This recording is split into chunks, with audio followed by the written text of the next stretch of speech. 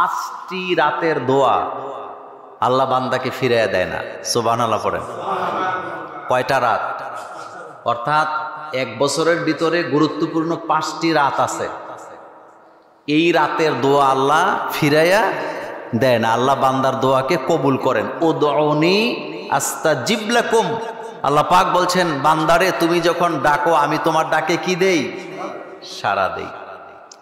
তো এই রকমের রাত আছে 5টা। জোরে বলেন কয়টা? হযরত আব্দুল্লাহ ইবনে ওমর রাদিয়াল্লাহু তাআলা আনহুমা থেকে হাদিস বর্ণিত, তিনি বলেন রাসূল কারীম সাল্লাল্লাহু আলাইহি ওয়াসাল্লাম বলেছেন, 5টি রাতের দোয়া আল্লাহ রাব্বুল আলামিন কখনো ফেরত দেয় না। 1 নম্বরে জুমার রাত। জুমার রাতে যারা দোয়া করে তাদের দোয়া আল্লাহর দরবারে কবুল হয়, তাদের দোয়াকে আল্লাহ ফেরত দেয় না। 2 নম্বরে রজব মাসের প্রথম রাত। 3 নম্বরে শাবানের 15 তারিখের রাত। 4 নম্বরে ঈদুল ফিতর। 5 নম্বরে ঈদুল আযহা। এই 5টি রাতের দোয়া আল্লাহ রাব্বুল আলামিন ফেরত দেয় না। সুবহানাল্লাহ। জুমার রাতটা গুরুত্বপূর্ণ। বলেন জুমার রাতটা কি গুরুত্বপূর্ণ? এই জন্য 5টি রাতের কথা বললাম। কয়টা রাত? 1 নম্বরে জুমা। বলেন তো সবাই 1 নম্বরে কি? জুমার রাত্রে দোয়া কবুল হয়। 2 নম্বর রজব মাসের প্রথম রাত্রে দোয়া কবুল হয়। 3 নম্বর শাবান মাসের 15 তারিখের দোয়া, রাতের দোয়া কবুল হয়। এরপরে ঈদুল ফিতর। ঈদুল ফিতরের ব্যাপারে আলাদা হাদিস আসছে। ঈদুল ফিতর, ঈদুল আজহার রাতের বেলা যারা জাগ্রত হয়ে আল্লাহর ইবাদত করে, সমস্ত রূহগুলা যেদিন মারা যাবে তাদের রূহগুলা সেদিন জীবিত থাকবে। আল্লাহর হাবিব সাল্লাল্লাহু আলাইহি ওয়াসাল্লাম বলেছেন, মান কামা লাইলাতাল ঈদাইনে মুহতাসিবান লিল্লাহ, যে ব্যক্তি 2 ঈদের রাতের বেলা জাগ্রত হবে আল্লাহর জন্য, রাতের বেলা যারা জাগ্রত হবে আল্লাহর জন্য, আল্লাহর গোলামি করে কাটাবে, লাম ইয়ামুত, ওই ব্যক্তি মারা যাবে না। কালবুহু ইয়াউমা তামুতুল কুলুব, যেদিন সমস্ত কলবগুলা মরে যাবে সেদিনও তার কলবটা জীবিত থাকবে। এই নেয়ামত আল্লাহ তাকে দান করে দিবেন। খুবই গুরুত্বপূর্ণ। অথচ ঈদের রাতটা আমরা আজে বাজে কাজে ব্যয় করি। যাক, একটু কমছে বাংলাদেশে। বাংলাদেশে আগে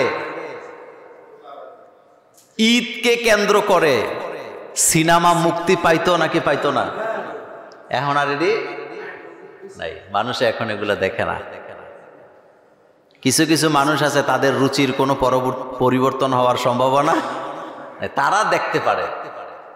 কিন্তু মুসলমানের ঈদ মানে হলো তাকওয়া। মুসলমানের ঈদ মানে দান, সদাকা, দানের হাত প্রসারিত করা।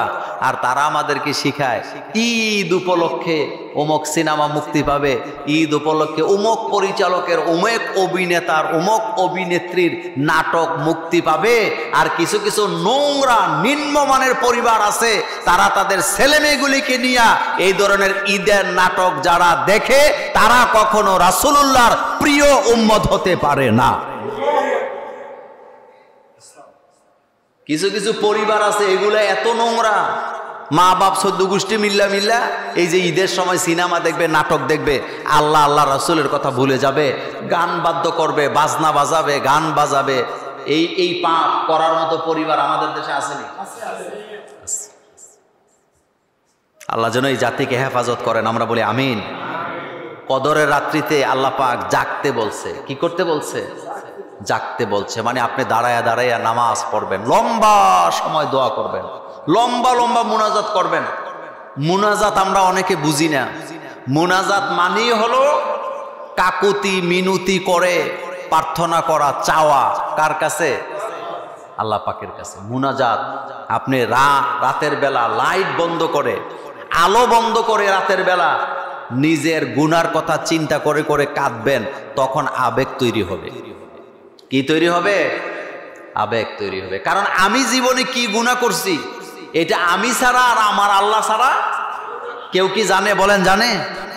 এজন্য আল্লাহ রাব্বুল আলামিন বলছেন, ফামান তাবা মিন বা'দি যুলমিহি ওয়া আসলাহা ফা ইন্নাল্লাহা ইয়াতুবু আলাইহি, যে ব্যক্তি অপরাধ করার পরে আমার কাছে তাওবা করে, নিজেকে সংশোধন করে, আমি অবশ্যই তার তাওবাকে কবুল করি। তার মানেই হলো আমি আমার বান্দাকে মাফ করে দে। 1000 বার তাওবা শেকাস্তি বাসাত বাজা বাজা। বান্দা যদি 1000 বারও তাওবা ভঙ্গ করে, এরপরেও নৈরাশ হতে আল্লাহ নিষেধ করছে। আল্লাহ বলছে বাজা বান্দারে আমার কাছে ফেরত আসো, আমার কাছে ক্ষমা চাও, আমি আল্লাহ তোমাকে মাফ করে দিব। ইয়া এলাহি গারকে দরিয়া গুনাহাম, ইয়া এলাহি গারকে দরিয়া গুনাহাম, তো নিদানে অকুদ হস্তে গাওয়াহাম।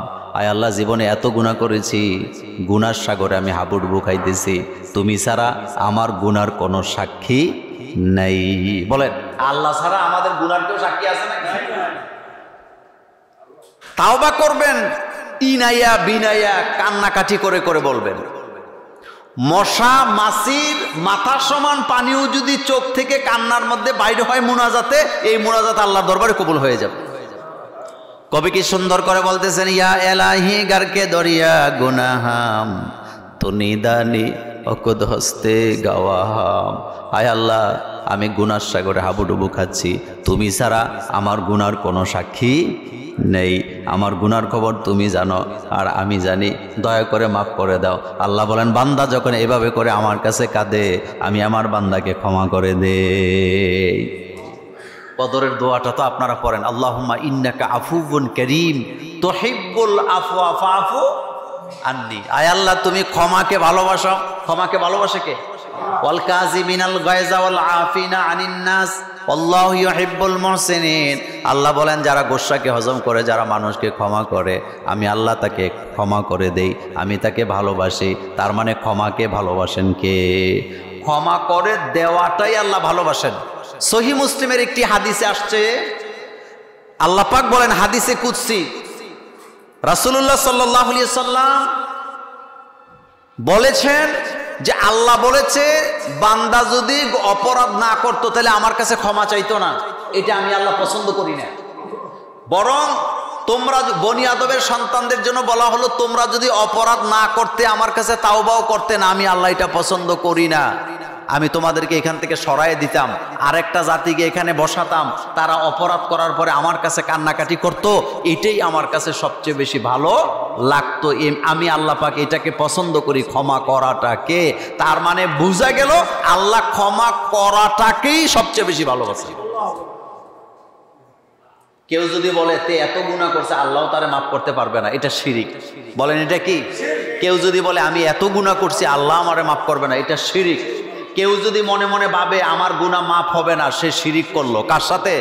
কারণ ক্ষমাকে ভালোবাসে কে? এটা মাথায় সবসময় থাকতে হবে যে আল্লাহ তো ক্ষমা করার জন্য বসে আছে। তবে এর অর্থ এই না যে ইচ্ছা করে করে খালি গুনাহ করবেন আর তাওবা করবেন। ব্যাপারটা কি এমন? আমাদের গুনাহ হলো দুই প্রকার, একটা ইচ্ছায় আরেকটা অনিচ্ছায় হয়ে যায়। এরকম আছে না? দেখেন, মারামারি লাগছে, মারামারি লাগার পরে একটা লাশ পড়ছে। লাশ পড়ছে কয়টা? মামলাও হয়েছে। আচ্ছা বলেন তো, মামলায় যারা আসামি হয়েছে সবাই কি তারে মারছিল? এমনও লোক আছে এদিক দিয়ে হাইটে গেছে, এমনও লোক আছে তাকায় তাকায়া দেখছে। কিন্তু মামলার আসামি যখন হয়, ওই যেতে মারছে তার যেই দোষা, যেতে দাঁড়ায় দেখছে তারও এই দোষা, শুধুমাত্র মামলার আসামি হওয়ার কারণে। কিন্তু আল্লাহর আদালত ভিন্ন। আল্লাহ পাক বলছেন, ফামাইয়া আমাল মিসকালা যাররাতিন খায়রান ইয়ারা ওয়া মাইয়া আমাল মিসকালা যাররাতিন শাররান ইয়ারা। বান্দা যদি যাররা পরিমাণ ভালো করে, আমি বান্দাকে এটার বদলা যাররা পরিমাণই দিব। বান্দা যদি যাররা পরিমাণ অপরাধ করে, সেটাও ছাড়া হবে না, সেটাও আল্লাহর আদালতে ধরা হবে। কিন্তু বান্দা যদি ক্ষমা চায়, বান্দাকে মাফ করে দিবেন কে? আল্লাহ পাক মাফ করে দিবেন।